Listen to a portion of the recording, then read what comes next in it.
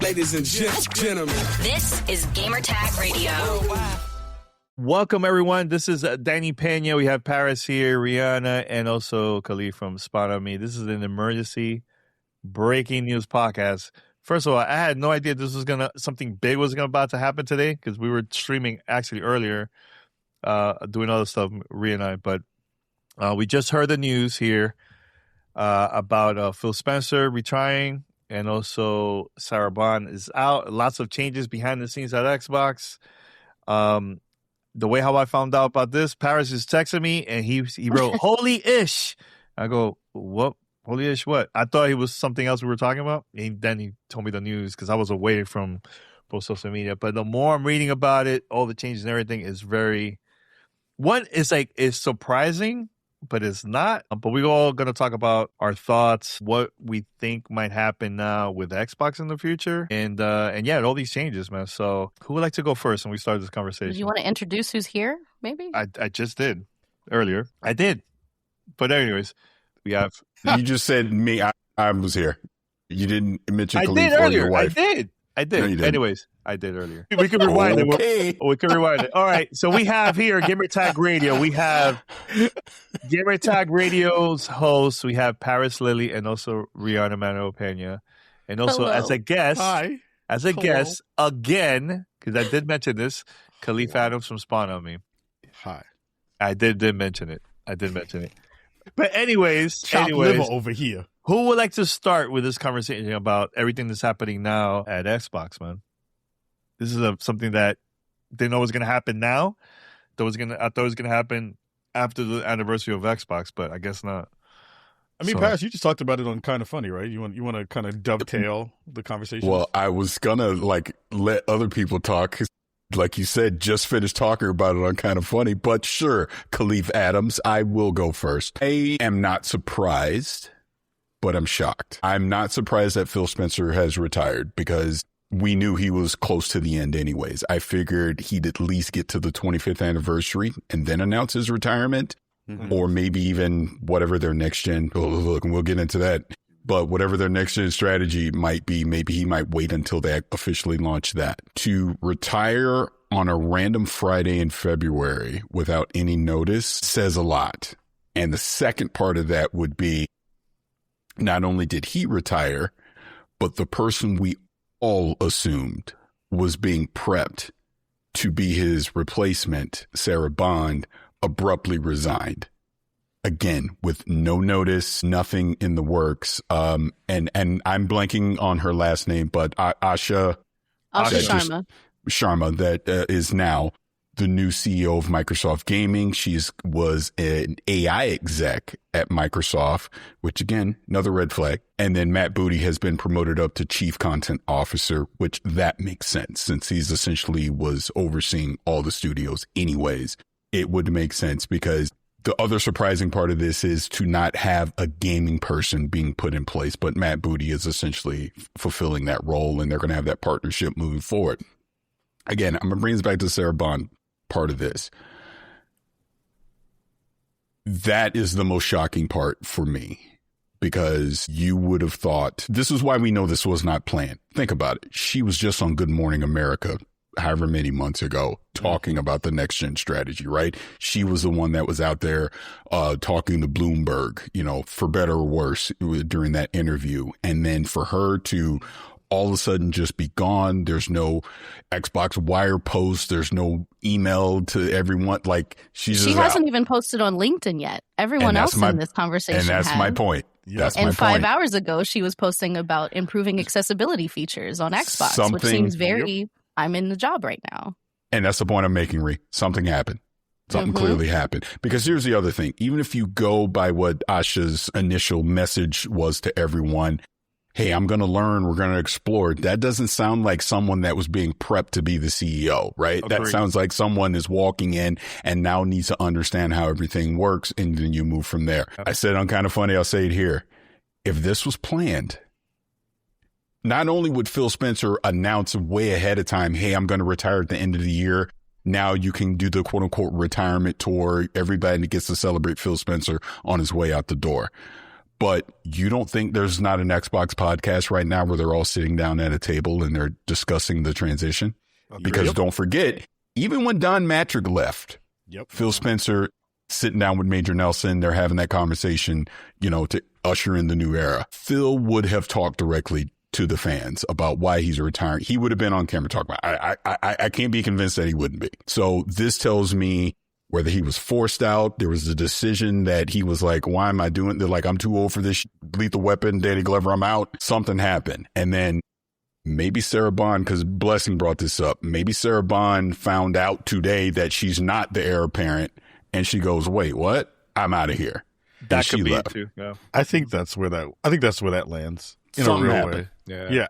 I don't think, and we've seen this happen before where, again, like the transition of power has moved in a very specific way at Xbox for a long period of time. They have done a lot of good work in terms of prepping the audience, in terms of prepping the brass, in terms of prepping all of the layers that you kind of expect to happen in a corporate structure in the ways that I know you've worked in corporate, Paris. I know I've worked in it. Ree, I know you've done it, Danny, as well. There is a very specific way that this happens.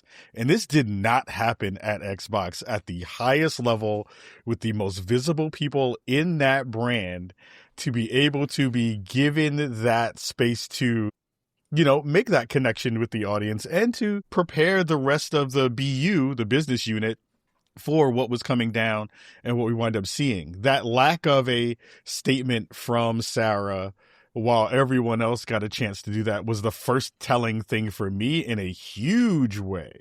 And I think for us as folks who have been connected to this brand in a lot of different ways, who have had conversations, both in front of camera and behind the scenes about like how these kinds of things usually work. That was a huge flag for me to say, as someone who was rooting for her to kind of take the heir apparent and was the heir apparent to this big brand. It is weird to see that one didn't happen, especially with the ramp up towards the new hardware that we know is potentially still coming. Mm-hmm. But two, have a person now be kind of taking that spot in place of Sarah, who doesn't have any gaming cred in that way. I hate to use gaming cred. That's not what I want to say. But like having worked in experience working in games. Working in games. Thank you. That's a much better way of putting that. Uh-huh. That is a weird thing in a much bigger way that tells a lot more than doesn't in that conversation. So yeah, we're in uncharted waters in a way that is very weird in a lot of different ways.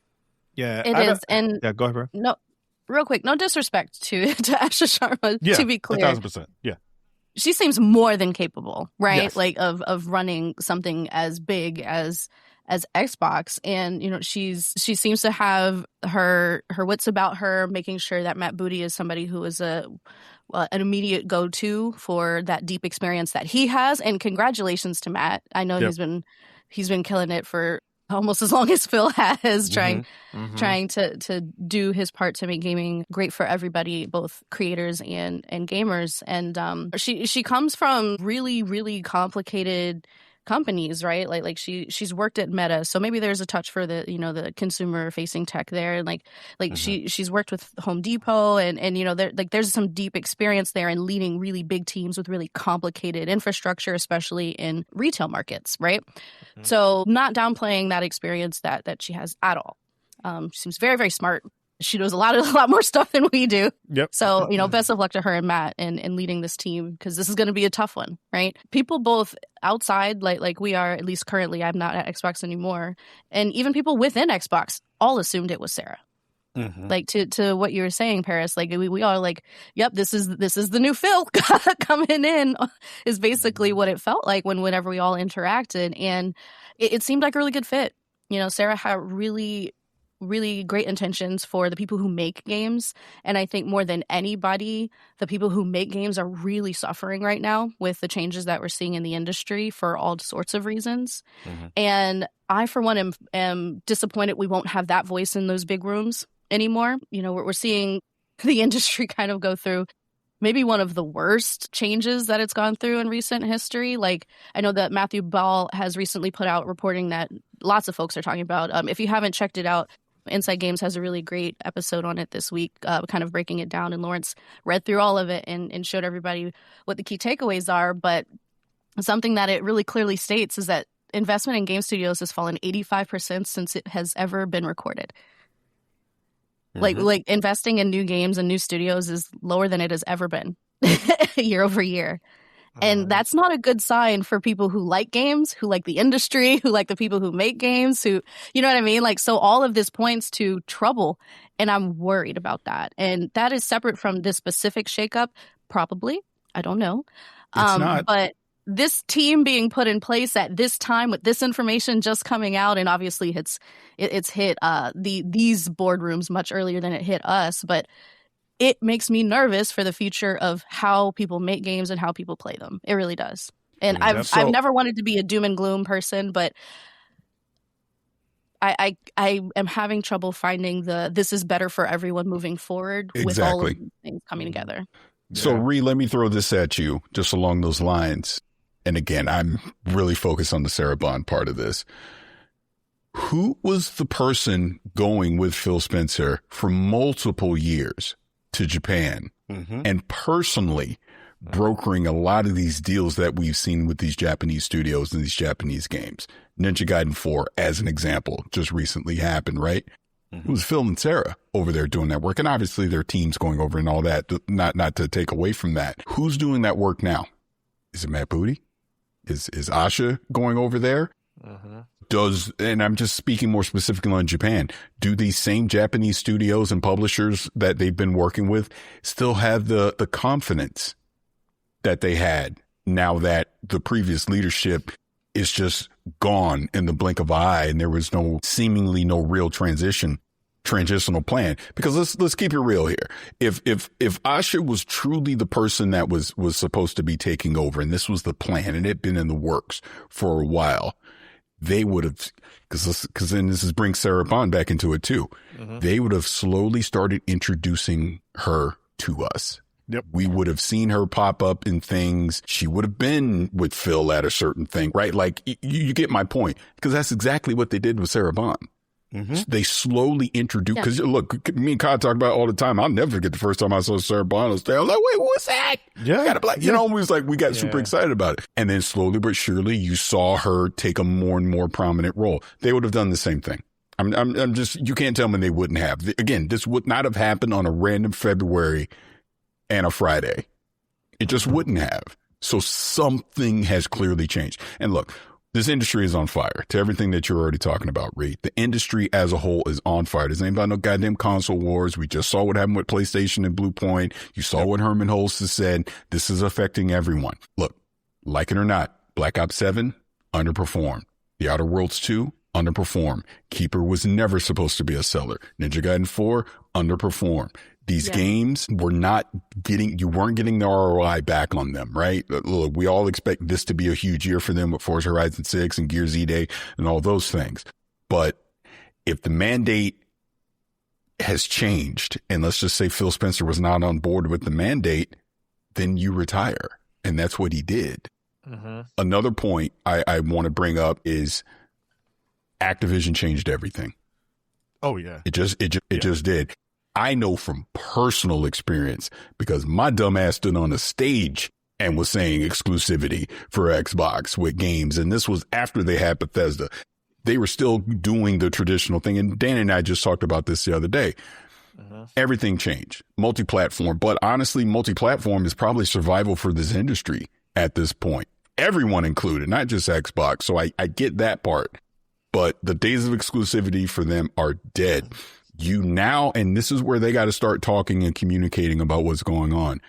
I question the next Xbox now. Are they still going to make it? Let's hear from Jason Ronald. Is he still doing his thing? Are they still making it? I mean, you have to ask these questions. I get what she said in her opening message. She mentioned console, but she also mentioned multiple devices too. What does all that mean? Is it, because let me put it this way. If they were still doing the same thing that we've been hearing the last 24 months, why is Phil Spencer retiring and Sarah Bond resign? Because this is the plan that they were doing. So something changed. Something new direction, no matter what you agree with. 25th on the exactly. The fact that Phil Spencer did not make it, and again, me and Danny just had like a 2-hour jokingly, but debate about this whole thing, about the 25th anniversary when you reveal hardware. But the whole point of it was, that was Phil Spencer's chance to celebrate 25 years of Xbox. He's been there the entire time, ascended to being the longest running gaming CEO we've ever seen, right? Mm-hmm. Look, we all know, we've all had those conversations that Xbox wouldn't even be here right now if it wasn't for him back in 2014. A lot of us wouldn't be here if it wasn't for Phil. Exactly. But the fact that he didn't get to have his moment of 25 years and he's out, something is something happened. Well, I'll say something very quick. A couple of things. You know, Paris and I, we've been around a very long time. I remember when the first time we heard Jay Allard and Peter Moore that they were leaving at Xbox. I was sad at that moment. I'm like, man, because I felt like the way how they connected with the community, the consumers, 0 Hour and everything back then, it was like, it was something totally different that I've never seen before, right? Then there was multiple people that took over, but it wasn't the same with Xbox. And towards the end of the Xbox 360 era, I remember it was Jeff Bell took over for a short amount of time. Don Matrick took over. That was even worse, in my opinion. And I wasn't even happy. I remember at that time wrote a open letter to and Don Matrick to see if he wanted to be on the show, because I was not happy with the way how things were like announced and the way how they were interacting with the community at that time and everything. Then I remember when I posted that letter, I think like maybe 2 weeks later, he left. And then Phil Spencer took over. And I will never forget this. I got a message from Xbox and like, hey, we want you and Paris to sit down with Phil at E3. We're gonna work it out. And I remember meeting Phil for the first time, and it was like totally different vibe, man. We were actually, I think we were playing. Was it Ori and the Blind Forest, Paris? We were playing something. Phil came out of nowhere and joked around like, "Hey, it's my turn," like something like that, right? But like that relationship, that it's always been cool with Phil, man. And actually, I'm gonna show this picture because other people haven't seen this, man. I'm gonna show this. This actually happened literally like not even 7 days ago. Danny and his show and tell moments. Mm-hmm. This was for 7 the days podcast ago. Listeners. Yeah. 7 days ago. We saw Phil at it was the Dice for Vince Appella's tribute, and we talked, and we talked about games and family and so on. But we had some other interesting conversations. I'm not gonna say what we talked about, but I could tell that he was already done. Well, he knew.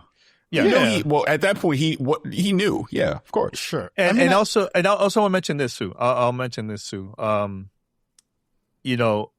Even last year when we had Phil on the show, I even told Paris in advance, like, I'm going to ask Phil about his legacy and everything. It was an interesting conversation. Make sure you guys listen to the podcast. It was a great answer from Phil. But he said once he's done, he's done.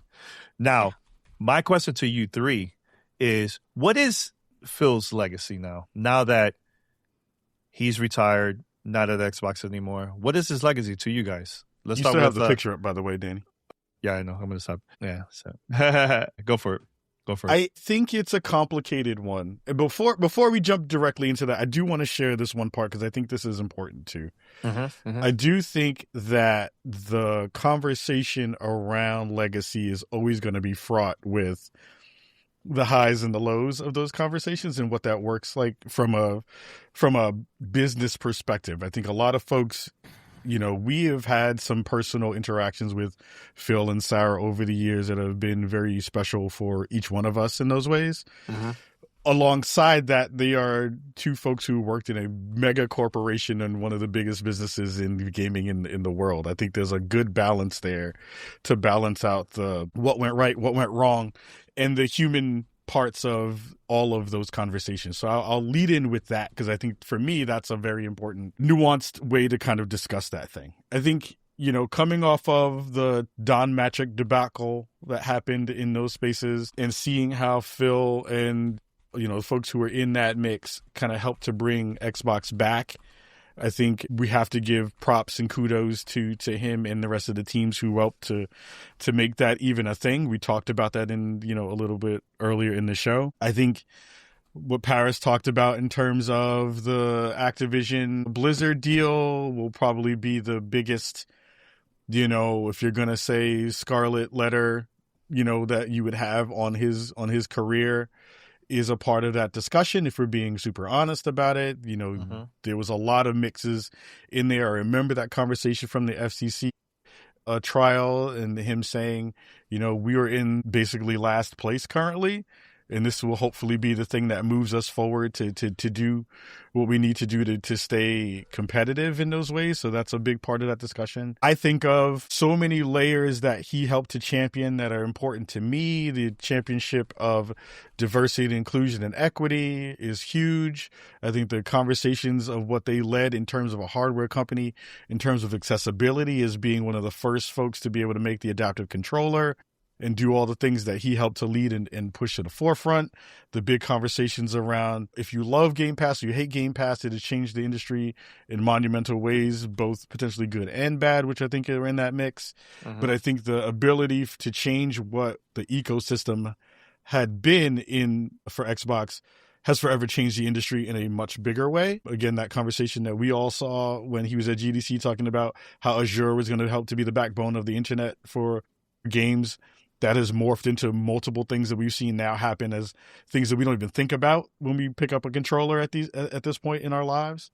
So I think that's a big part of all of those pieces that talk to his legacy. I think there are more good than bad, and I think there are more monumental changes that were spearheaded by him and the folks in his purview over those years. And I think that has fundamentally changed all of those things. And the last point that I'll have is, and I get ribbed on this all the time, is there was a very specific moment in which you saw Phil. You saw Phil, you saw Aaron, you then later saw Sarah, and you then later saw Matt Booty be a part of this very visible connection point to a brand. And I think for as many people who now do not have that, because remember, we don't have that from Sony in the same ways that we did.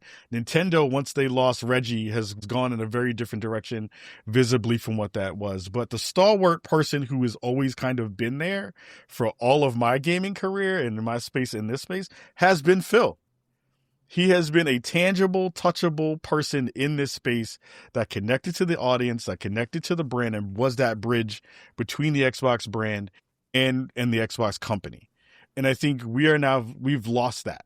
We will probably not see another version of that. I don't think Asha and Matt Booty will be the people who will be the front and center folks who will be in those conversations for the audience in a ways that we usually had.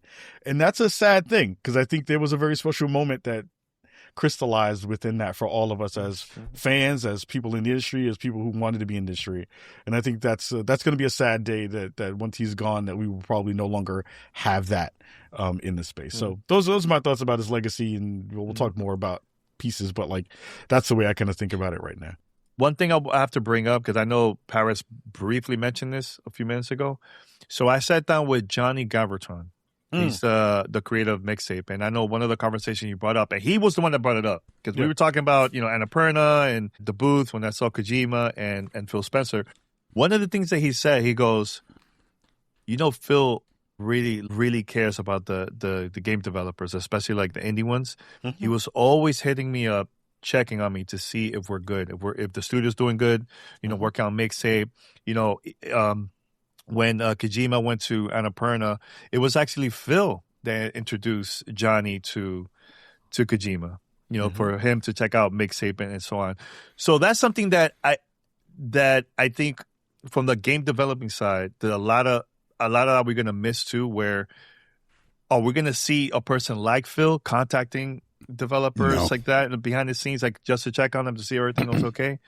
That's the part that we're going to miss. Or like you said, Paris, the relationship that they build with Japan, all the studios in Japan, and now Phil not being there, how's that going to work out now in the future? So there's a lot of questions where it's a wait and see to see if it's not going to be the same. That's 100% sure. It's not going to be the same. Yeah.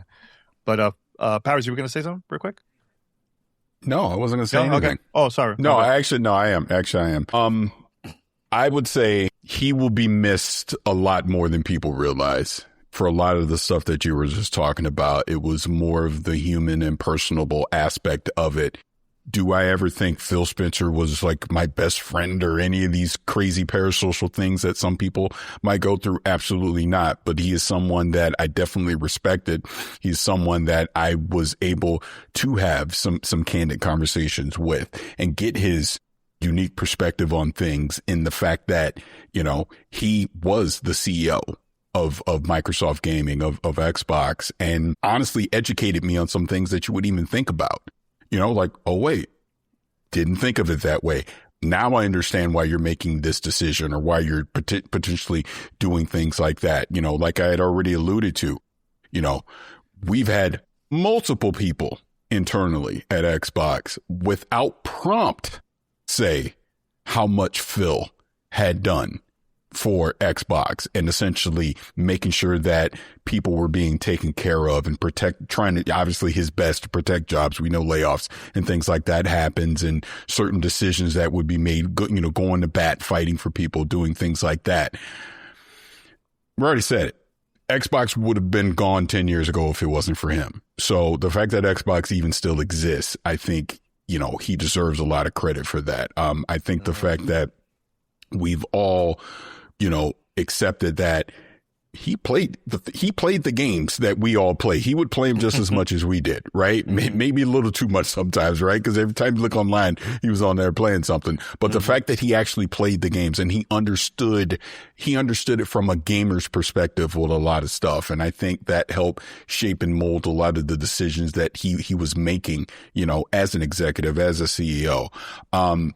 There'll probably never be a Phil Spencer again in that kind of position. Someone that literally started off as just, I forget what he said he started off at. Intern at Microsoft, and literally rose the ranks to the point where he got to be the actual CEO and sat on the, you know, executive suite. I mean, he literally reported directly to Satya Nadella. That's how far he rose in the company. So we'll never see something like that again. Obviously, we'll never know the full story of how and why he left. We knew he was already towards the end. So that's why I say it's not surprising that he retired. It's just surprising the timing of it. You know, I would have expected it. Like if he retired a year from now, I don't think anyone blinks an eye. All right, you did the 25 years. You're good, whatever. Fine. But it was before the end of the 25 years, which I think was the surprising thing about that. It just, to me, feels like the job wasn't 100% done.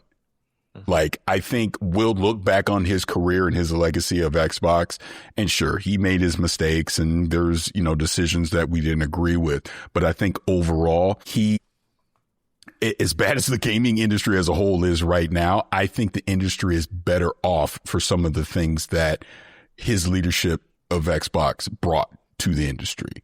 I mean, look, Game Pass, you can say whatever you want about it now. Look, they tried something. Backwards compatibility initiative. They tried, like, at least he was willing to take the risk. At least he was game preservation. The fact that he allowed a studio like Double Fine to chase passion projects, Obsidian chase passion projects, you know, a studio like Compulsion to make a game like South of Midnight. See, that's what scares me more than anything.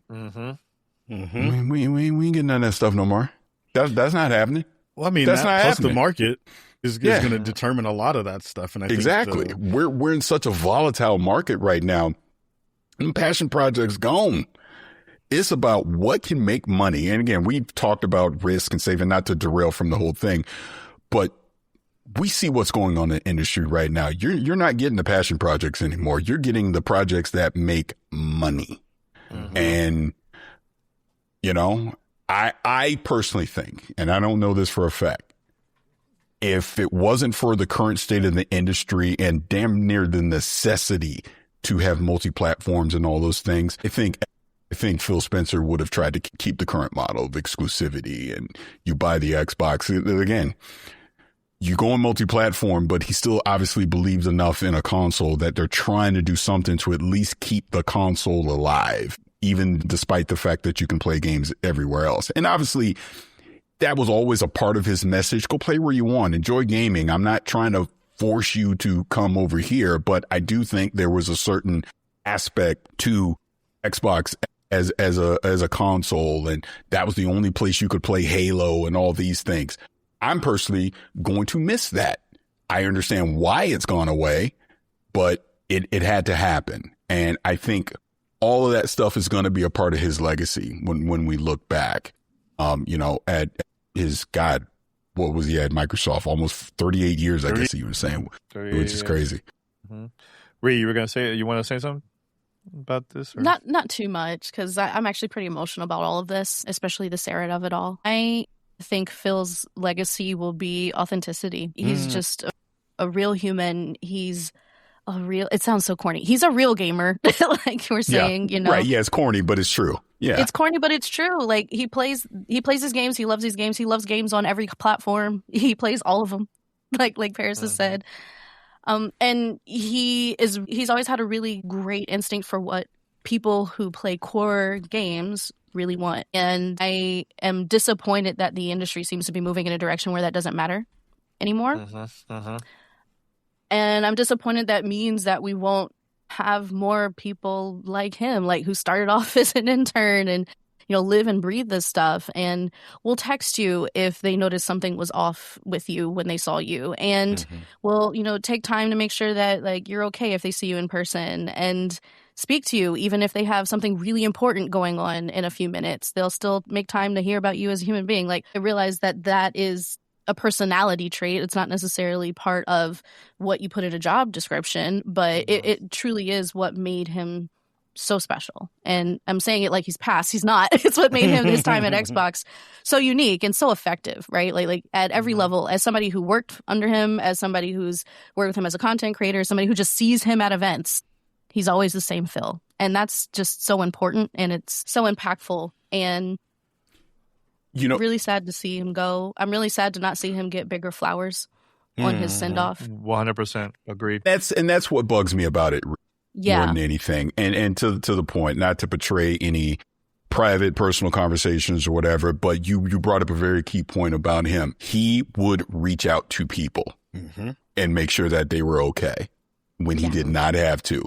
When just someone random, like, hey, or, the DM, hey, everything okay? Need help? You need me to connect you with someone, blah, blah, blah. He was that kind of dude.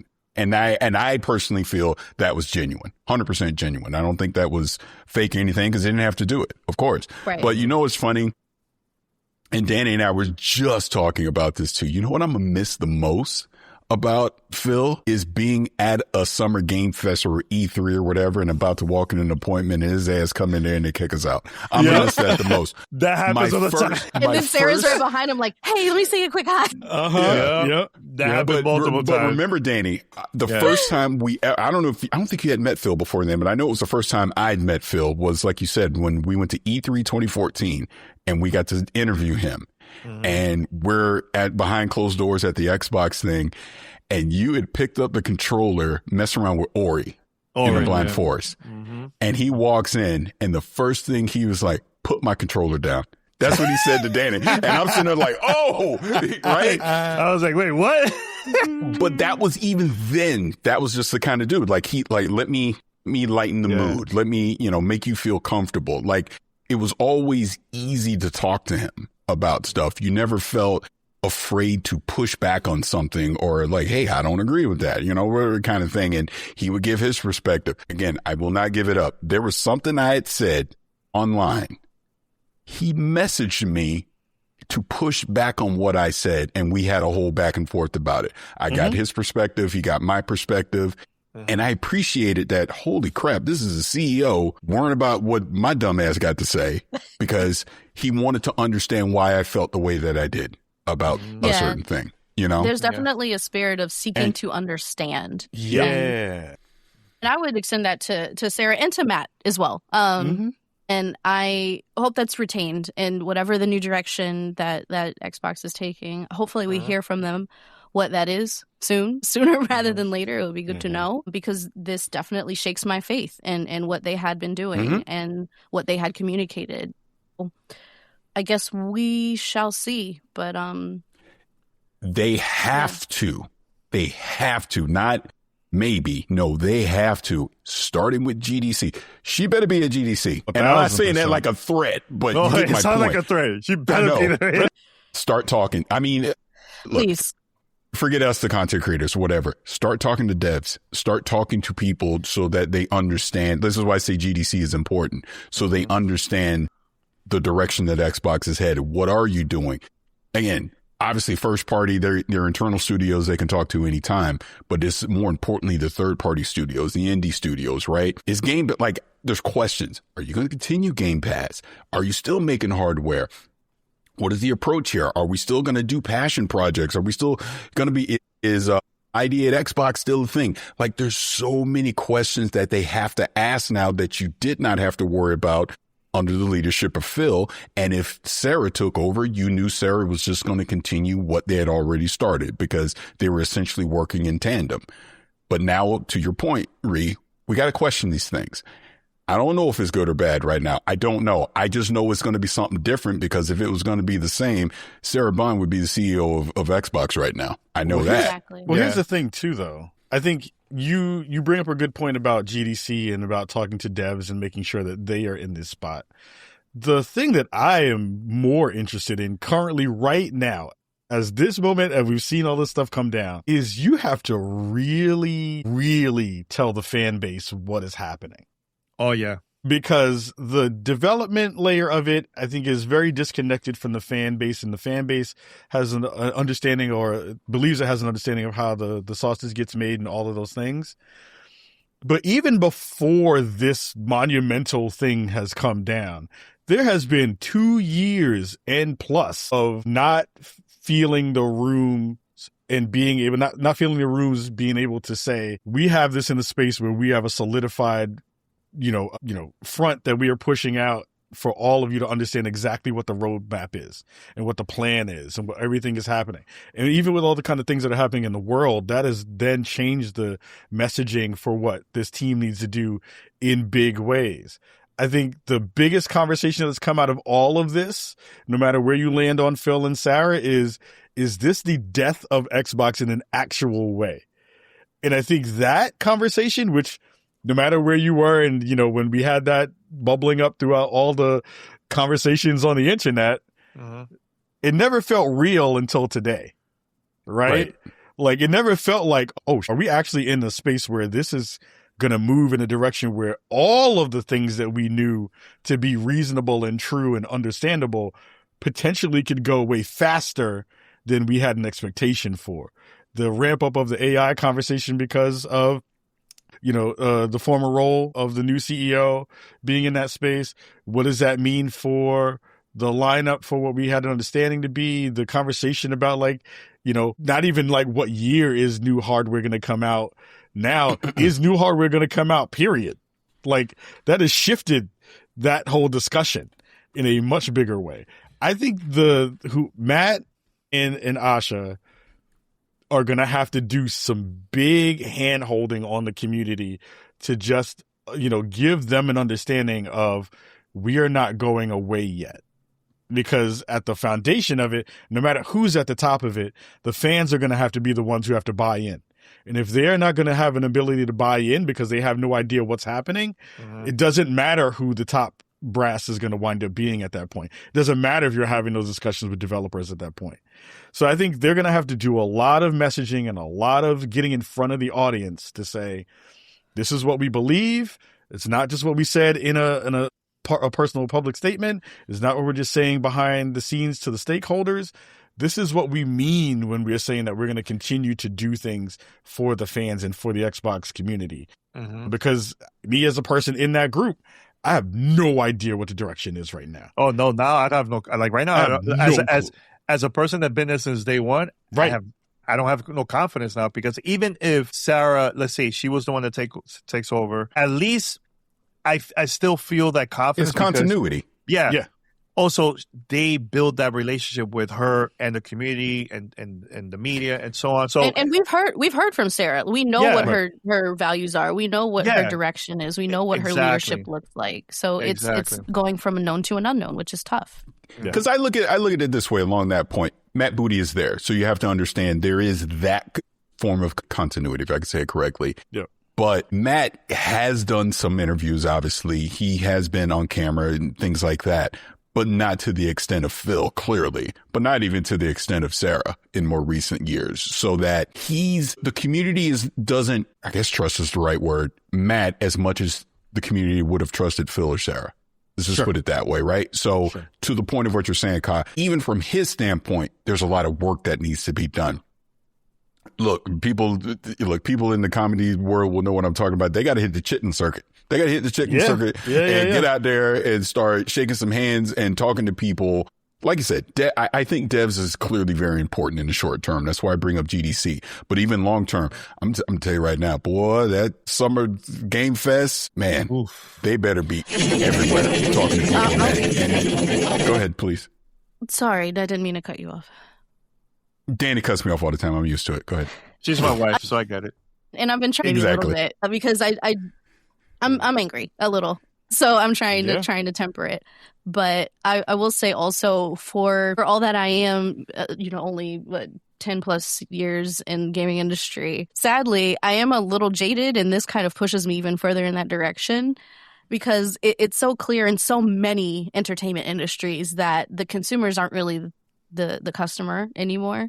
It's shareholders, right? Like if you're not the customer, you're the product. And a lot of the hand-holding for devs, the hand-holding for the players, hand-holding for subscribers will be, don't make the shareholders nervous. Don't do anything drastic so that our stock prices plummet. And I know that's more on the Satya side because he's the big boss of everything.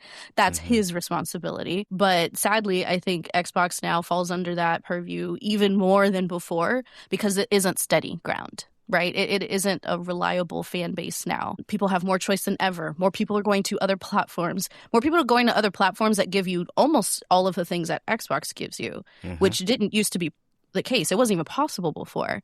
But you can play on multiple platforms with the same account in games now, other places. Like you can play crossplay almost everywhere.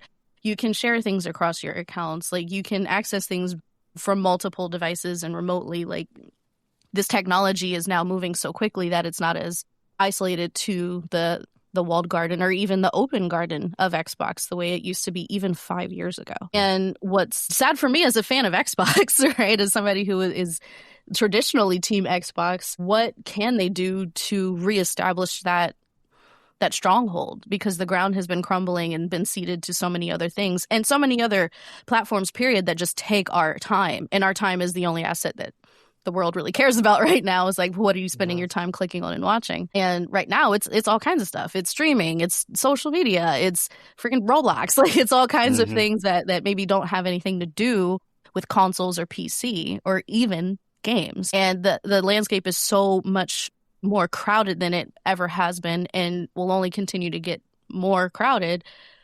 What can Xbox do? Like what can Asha and Matt do? And that is really what I would hope to hear. There's lots of explain yourself energy that I'm sure many of us have, myself included. But more than anything, it's like, okay, well then how are you going to create this new image for what the team is since you didn't retain the leadership we thought you were going to move forward with? You know what, to your point about being upset about certain things, part of this I'm upset as well. Let me just keep it real. Sarah Bond resigning bothers the hell out of me. Yep. Same. But same here. This is not Asha's fault. But to be clear, this is not Asha's fault. This is not Mad Booty's fault.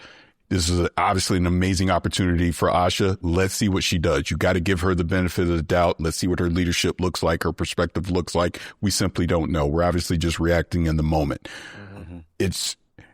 She's one thing because she tweeted her. It is funny. Again, this shows you how this was not all planned. If you go look at her profile, it's hilarious. But the first thing she said was great games. Of course, we all want great games.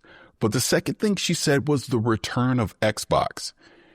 I think at its core, I look at it two ways. You need to your point, Ka, y'all going to have to do the work to explain to us what the hell does that mean? What does that mean? And secondly, it feels like a slap in the face to the previous leadership. What? 100%. Because 100%. Why is it a return to that? What did you know what I mean? So in other words, whatever the decisions that have happened, you don't agree. And again, this is not her personally. She's obviously the marketing, the blah, blah, you got the PR statements. I get all that, but it's at its core. This is saying that whatever direction Xbox has been going the past few years was a mistake. Yep. And now I need to go fix it. I have thoughts really quick, because here's the thing that I think a lot of folks continued to miss in the larger discussion. And I feel like this happens a lot in gaming press and from a fandom perspective, which is, and I think even more in a gaming press, because I think a lot of gaming press have never worked corporate. Right? Sorry. Okay. I know exactly where he's going with this. Because this is a really important part of this discussion that I think continuously gets missed, because it touches the whole conversation around legacy. It touches the whole, like, you are tanking the business. It touches the conversation of, like, well, these folks aren't human beings and they are just corporate mouthpieces of the things that they do. As a person who's worked corporate and has worked on multiple layers of the thing, what I speak to when you talk about that point, Paris, is the return to Xbox wasn't necessarily on Sarah and Phil fully.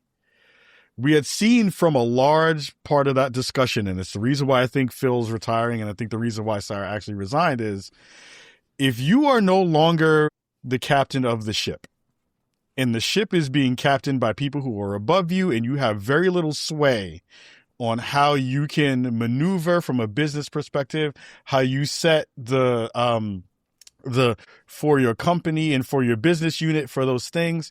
We had seen a very separate version of pre-Satya kind of coming down from on high and what it winds up looking like now.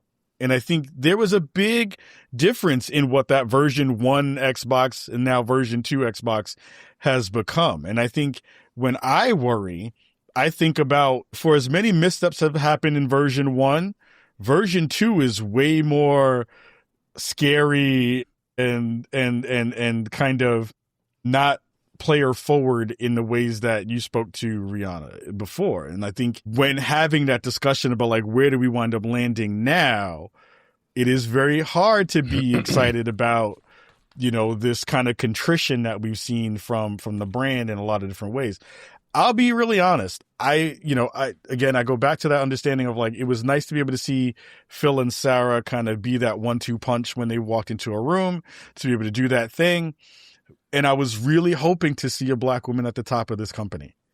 It was a really good moment, not only for the discussion around competency and having someone who knows what they're doing and having someone be powerful in that position who look like me. And now seeing a lot of this discussion change in a different way, while we see the external parts of the way that we talk about diversity, inclusion, and equity, which again was not a part of what brought Sarah to the space, but it was it was nice to be able to see her champion those things alongside Phil and alongside parts of the business that were like gaming for everyone, and having those ERGs in the mix that made a lot of sense to be at Xbox. I wonder how all of that changes as well moving forward with a company where we don't know what the direction is, except for we need to make profits happen in a much bigger way. So that changes a lot of the discussion for a lot of those pieces in how we look at it. And I wonder what that means for the brand in that way. I think that made sense. And tell me if I'm wrong. Wrong in this sense, not wrong, but just a little correction to it. Like, look, again, let's just keep this real. It's a bunch of Black folks on here right now. Of course, I would love to have seen Sarah Bond as the CEO of Microsoft Gaming, right? Because she would have represented us, and she was representing us, which was something I always appreciated. But this goes back to what I was saying before. We got to give Asha the benefit of the doubt until she gives us a reason not to. Let's see what her leadership style is going to be and all that. And she is a woman of color as well. Yeah. So I am appreciative. I am very appreciative of that. You know what I mean? Look, would have been great. Sarah, obviously, we all thought it was going to happen. It didn't. I think that is part of what makes this whole day so shocking and very bittersweet. But I want to see what Asha has to say. I want to see what her leadership styles are. Let's see what the decisions are being made. We know we're in an extremely volatile market. Look, I'm telling you right now, there will be people that will leave Xbox within this next calendar year that will shock the hell out of all of us. I'm telling you that right now, because that's how this works. There's going to be change. I don't think Things it's shocking. are not. It's not shocking anymore. It's not shocking anymore. I don't think it's shocking because it goes back to You that. get my point, though. You get my point, though. Sorry. Prominent names are going to be there's always leaving. I big guess is what I'm exits saying. and stuff when things like this happen. Because I brought this up to Greg when we were just talking on KF. You know, he interviewed Todd Howard. Great interview, the whole thing. All of us have had a chance to Todd. We know he's a really great guy.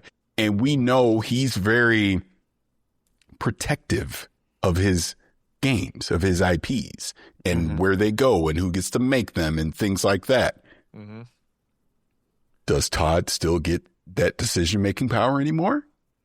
These are the things that potentially could change. What if there's a mandate sent to Bethesda? I know you love Fallout New Vegas, Todd, and I know you want Bethesda to be able to make it, but Obsidian's doing it, Fallout New Vegas 2 or whatever the case. You get my point, right? We're not going to allow your team to be the bottleneck of us getting out these IPs in a more timely manner.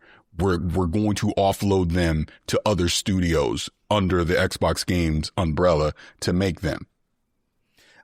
You get my point? So these are the kind of things that potentially could happen, and obviously this is day one. We don't know. But I don't think I don't think that that's based on the idea of what the leadership will put on from down high. I think the biggest conversation goes back to what Reed was talking about with the studies that have just come out and all those pieces of like, where are people spending their time? Where are people spending their money? And what does that mean for all of these properties in the biggest space, right? Like, but that's my point though, Ka. Well, I'm saying, the numbers will matter, but they matter a little bit differently, not in the terms of like who gets the ball to run with it, but like overall in terms of everything in the space. Everyone is now looking at their bottom lines to be like, well, we have absolutely no space for risk, like absolutely no space for it. Like, but that's what I'm saying though, Ka. Look, I think we can all sit here and agree. The fact that there ain't a new Fallout game right now is crazy, right? And if Todd is like, well, I want to finish Elder Scrolls 6 before we start Fallout, then they could be like, the hell you say? Obsidian, y'all need to start making a new Fallout because we need to get that IP out. We can't rely on Fallout 76. That's what I'm saying, where people who had the autonomy and the decision-making power on certain aspects of their IPs that they've been curating over the years. No. We got to make money. We can't wait anymore. We got to get these games out. So I can give this to another studio who has experience making a Fallout game, and their last, look, Outer Worlds 2 of out, I like them both, but they underperform. Instead of y'all doing that, y'all doing this. This is what I'm saying, where new leadership comes in and you start, again, you talk about a corporate world. I live in it, you've lived in it. This kind of things happen when new leadership comes down. That's the point I'm making, so that bring this all the way back around. It would not shock me if we start seeing prominent people within Xbox Game Studios decide that's not the direction I want to take my studio or the game I want to make, and they retire or they resign and leave. This is why I'm saying we could see that kind of drastic shift in the next calendar year. Here's my last point to that. Sure. To dovetail that. I'm sorry. I really do think the passing of Vince Zampella has put a really interesting layer to all of this too. I think when you have someone who is a titan in a space who is at that same level as all of these other folks, and they sadly pass away unexpectedly, it puts a real different perspective on all of this work. And when you have the ability to not do what you want to do, have corporate pushback on the things that you had purview for and the things you had structure for, a lot of people are going to be like, I have other things to do with the rest of this life, and this is not that important. And maybe it's time for me to go. So I think that's also a potential layer. Not only Vince, all of it. Not only Vince, but also Albert Pinella that has been at Xbox for a very, very long time too. Because a lot of people know him still from over there at the company. 1,000%. But like I don't know what to say. Like I'm like frustrated, and like sometimes I just don't know what else to say. Like right now, as a person that been there since day one, my confidence right now is just like extremely low right now with all the changes, Phil leaving and Sarah, and even with this, like even the changes that we get to see at PlayStation, it wasn't like how it used to be back then, where Adam Boyce and then the whole team during that time of PlayStation 3, PlayStation 4 era, connecting with the fans, having events, like, now with Xbox Fans Fest, Reggie being at Nintendo, engaging with the fans. It completely has been changing throughout the past couple of years. Like, I feel like we're not going to see that ever again. I think that's completely CEOs done. as personalities is done. It's done. It's over. 100% done. Yeah. And that's the part that's frustrating, man, because seeing all these people connecting with the fans like that really built up confidence. Like, man, I can't wait to buy this game. I can't wait to buy this product. Now that all that is gone, and it's like now is the confidence is there for us to continue to buy in the product. You get what I'm saying? Like, it's just... Which is so ironic because, like, we're at the absolute height of influencer and celebrity culture. So, like, hello, I'm so confused. I'm very confused. Well, I think it's what you call it. Confused. If you lose the audience, it doesn't matter the prominence of your visibility in that way. And I think no matter where you look at go back to legacy of all of those pieces, I think there was a moment in which that connection between Phil and Sarah, and mostly Phil, was there. And then when things started to kind of move in a not great direction for the company, there was a lot of contrition from the brand to say, like, we can't put you out front. We're not going to have you do interviews as much as you used to be able to do. Sarah was very, very vacant from a lot of those moments where there could have been spaces to put her out front and be on shows like ours to be able to talk to some of those things. And the brand was like, we can't put that risk out there because our messaging isn't on point. So I think it winds up being this kind of back and forth where there were missed opportunities, but there is also big gaps in the connection to the audience. And like you said, Ree, I agree. We're in this space where, like, we're at the highest level of that kind of visibility where I think people actually do attach to that in that parasocial way, which I think sometimes is good. But it's super powerful for actually getting people to buy things. It is. It is. Otherwise, very wouldn't. powerful, But this goes back to now, like, Asha has to do that work. Like, that's going to be a part of her mandate, probably, is potentially to be more upfront and more out front to be able to do that stuff. And I welcome that. And again, like, I think we talked about her ability and being competent in all those things, which I agree. It's like seeing her pedigree and seeing her resume automatically comes through. But now it's you gotta shake the hands and kiss the babies part of the job. Yeah. And we don't know what that looks like from her, having seen what it looks like from those other two people over multiple years. Like, even seeing Sarah learn her way through it and get better through over time was really cool to be able to see. So we'll see where that lands and how the audience comes to that understanding of who she is as a person, and does that personality come through in a way that feels authentic and feels real to folks who need it to be. Is this a hard reset, or this is starting from scratch for Xbox? We don't know. I don't know. We don't. Yeah. We don't know. It's know. definitely They a change. haven't told us. Yeah. Yeah, I don't know. I think it will really depend on what the next offering is. I And think it depends that's on what their honest. next video is.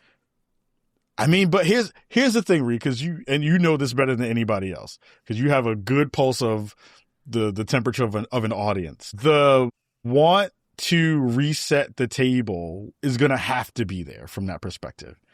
But does the audience have any confidence after the way it went down?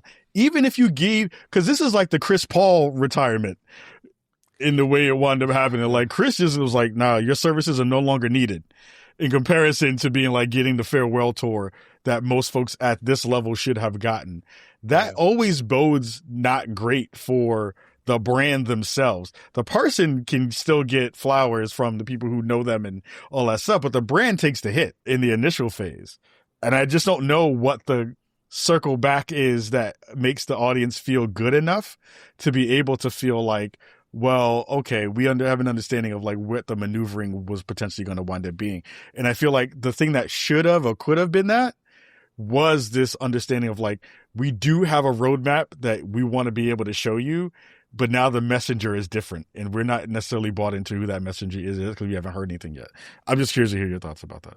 Sure, and I want to do a good job of giving some clarity and saying, like, we don't know what happened. Right. We can Yeah, we only have no idea. theorize in the absence of explicit disclosure. And at no time does any company or any person owe you that, right? There could be all kinds of personal reasons why all of these changes have been made and we are not aware of them. So in the absence of it's the 25th anniversary, Phil's getting his flowers, they're announcing this change and we were moving in this direction and here is our roadmap and the new plan of how we're going to take Xbox to its roots or whatever.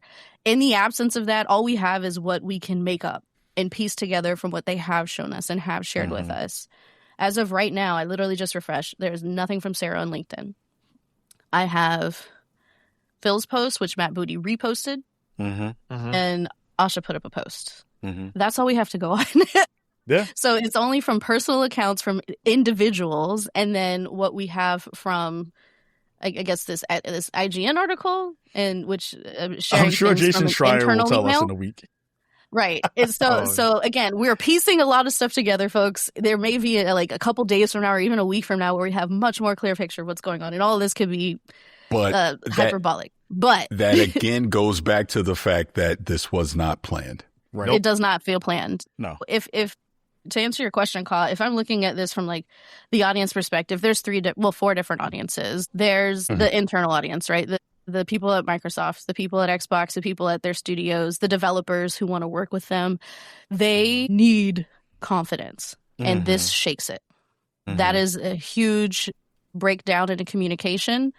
If they weren't prepared for these changes, that they need to address immediately, because that's what makes the stuff they sell, right? Without that, you don't have much, unless they're pivoting to selling something else, which we'll get to in a second. The next audience is the people who buy the stuff, right? Us, the consumers, the people listening to the show, people watching. They will always be there. They're always going to shift around. The vocal ones who have way too much time on their hands, like Theorycraft, and jump into Reddit threads and whatever else and try to put together what their version of the truth is. At the end of the day, if people are still subscribed and if people are still buying games, or at least playing the ones that they've already bought, it is what it is. That audience, I don't think, moves as much as the other ones. There's another audience, the shareholders, the people who are really going to make the biggest impact in this situation. If stock tanks, people will lose their jobs. That's terrible all around.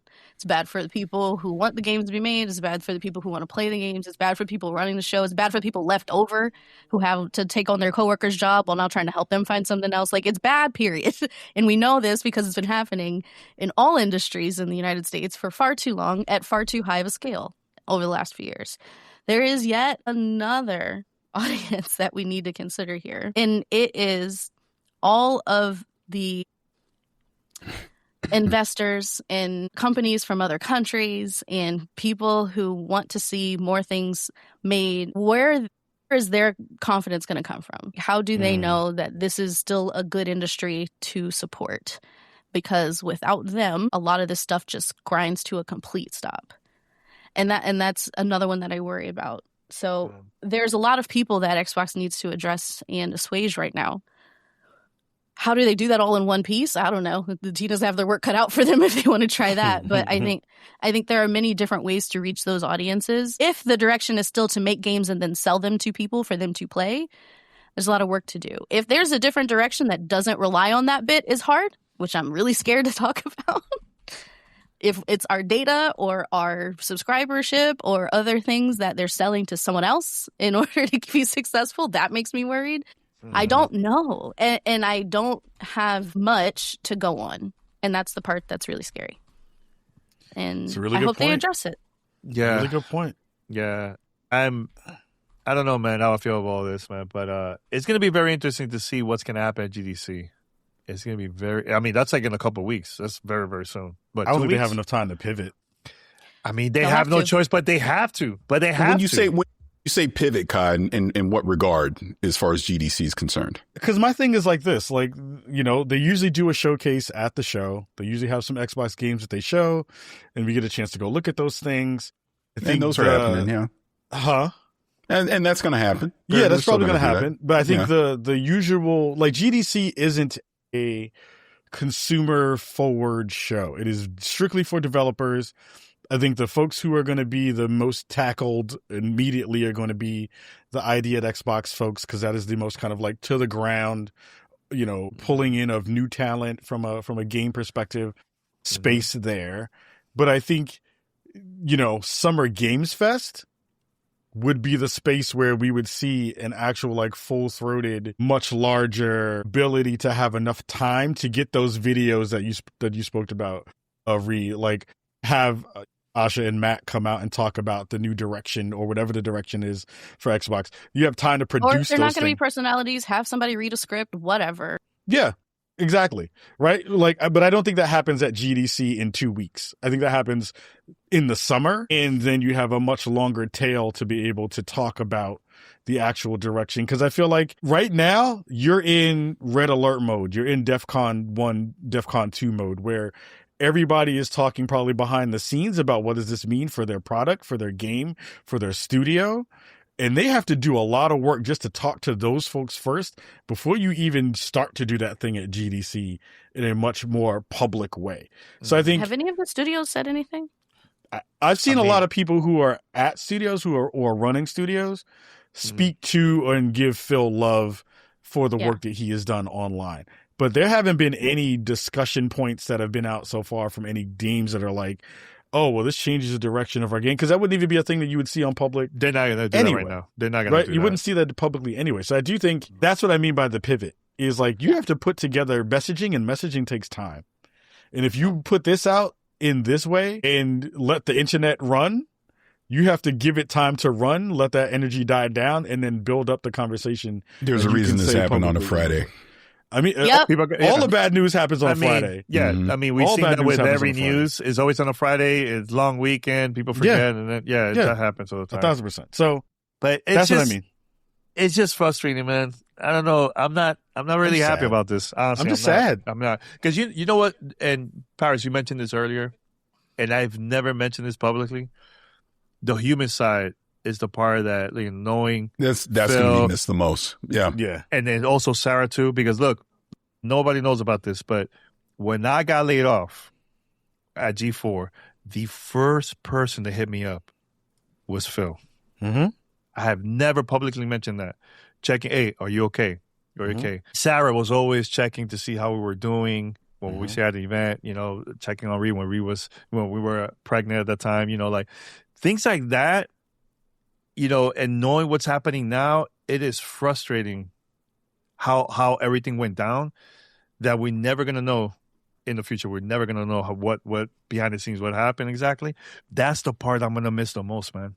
That's the part that I'm going to miss the most, of just the human side of, like, I'm not saying that we're best friends or anything like that. I'm not saying that, but we don't get that from other people. You know what I'm saying? So, like, and one last thing, and I know we talked about this earlier offline, but like, also got laid off at G4 during that time.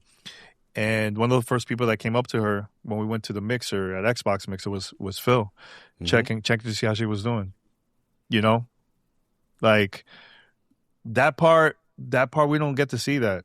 A lot of people only see the business side of Phil and Sarah, but like they're really, really cool people, man. Like, talking to them behind the scenes and everything, And they supported our content in a lot of different ways, which I think was always a real big thing for me too. I mean, Phil hit me up after I got laid off from Firewalk, like in a real way. And like, again, I was devastated. Like I was really depressed, and getting that message from him really, really was important. The fact that, he would be on Gamertag Radio and give you exclusive interviews is a huge deal.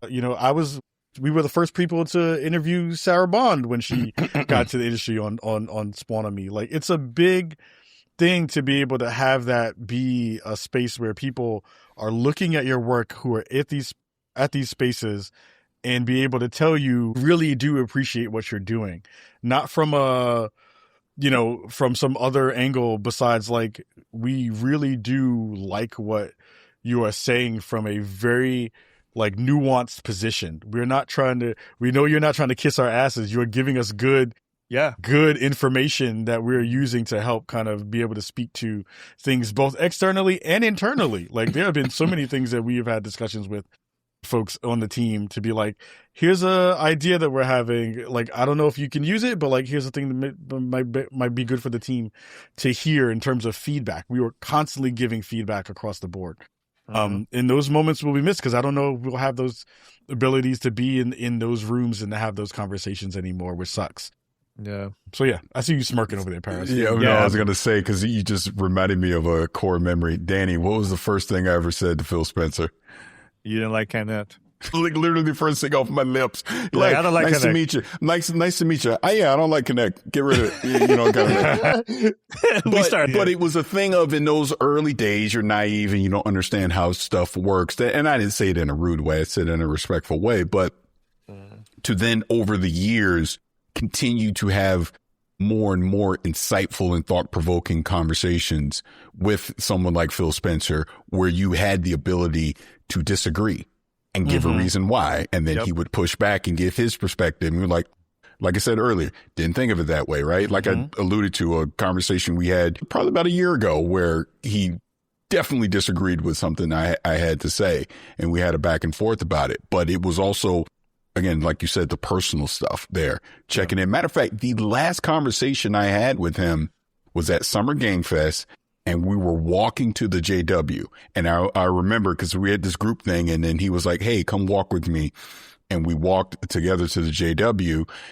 Wasn't about video games. How's the family doing? Oh, just like that's what the conversation was about. It goddamn thing to do with Xbox or whatever they're doing. It was about making sure my family was good, checking in on his family. Everything's good. Because if you remember, all the crazy stuff was happening in downtown LA at that time, right? Oh, yeah, the protests. We're talking about all that and making sure, hey, stay safe, blah, blah, blah. Hey, if you need anything, you know how to reach out to me. That kind of conversations with him.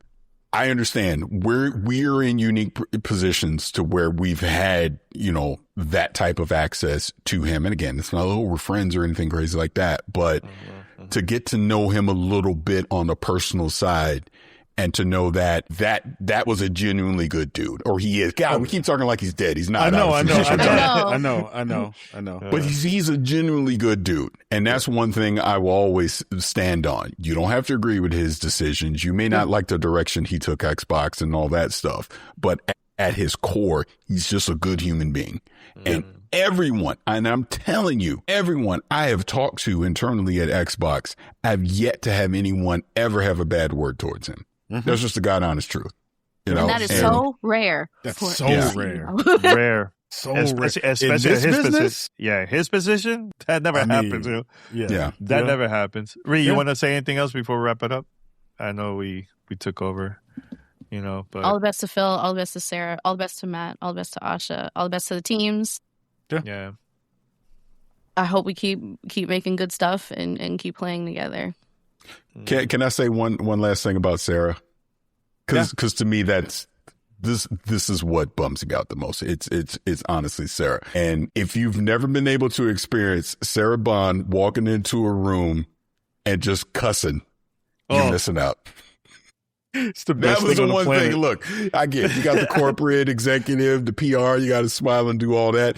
But if she's able to just walk in a room and just quote unquote let her hair down, she's a real one.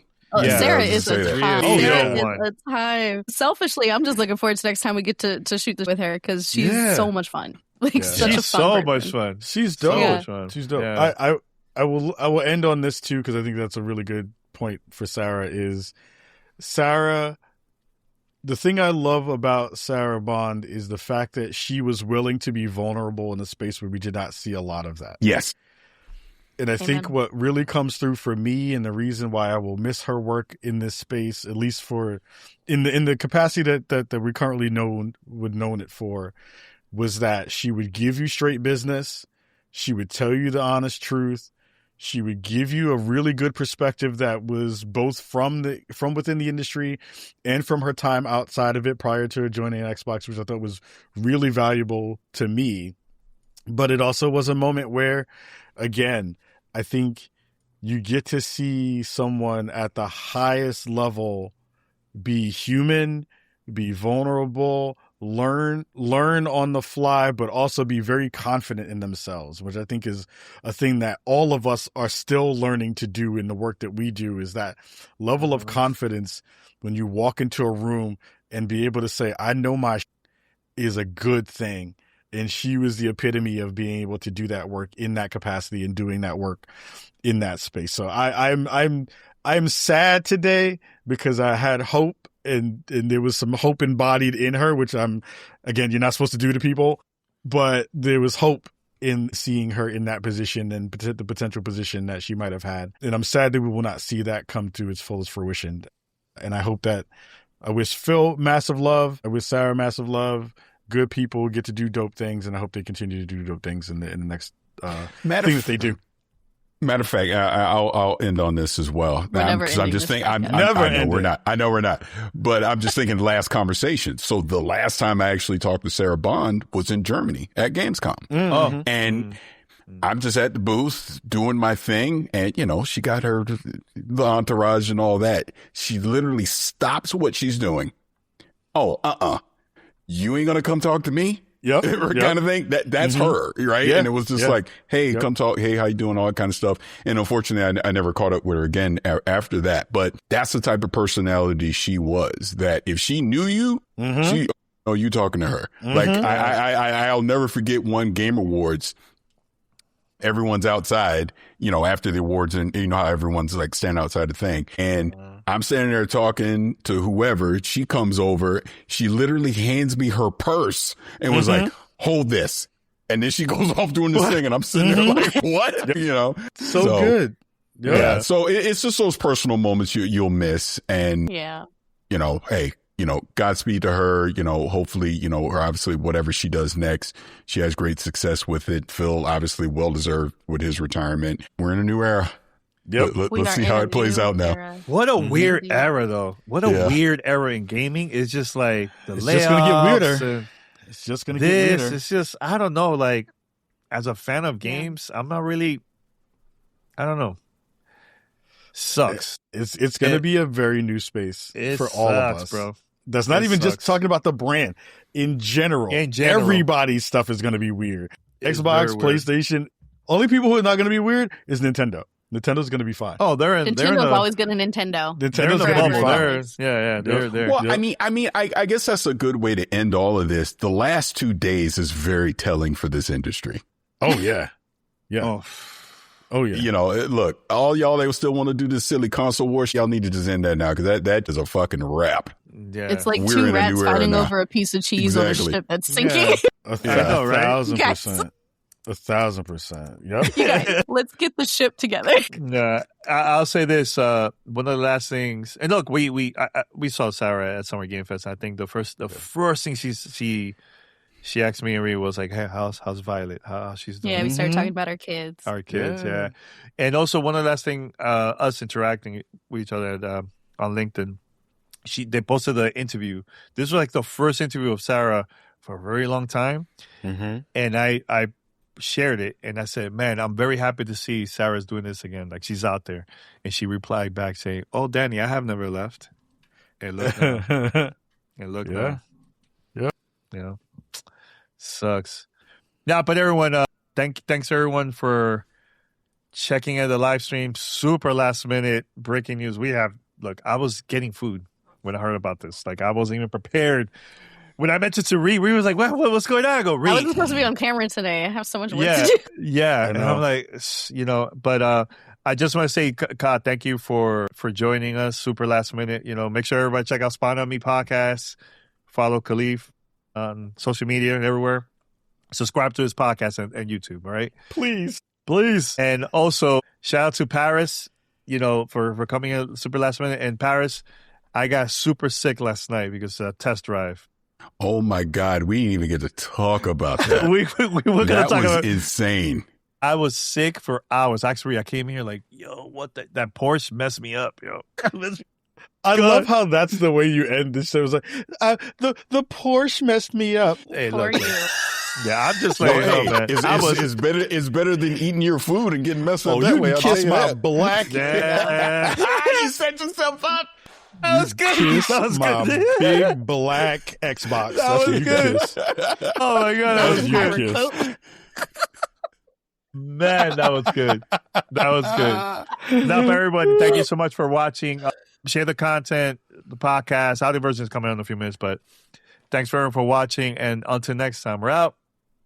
Peace. Peace.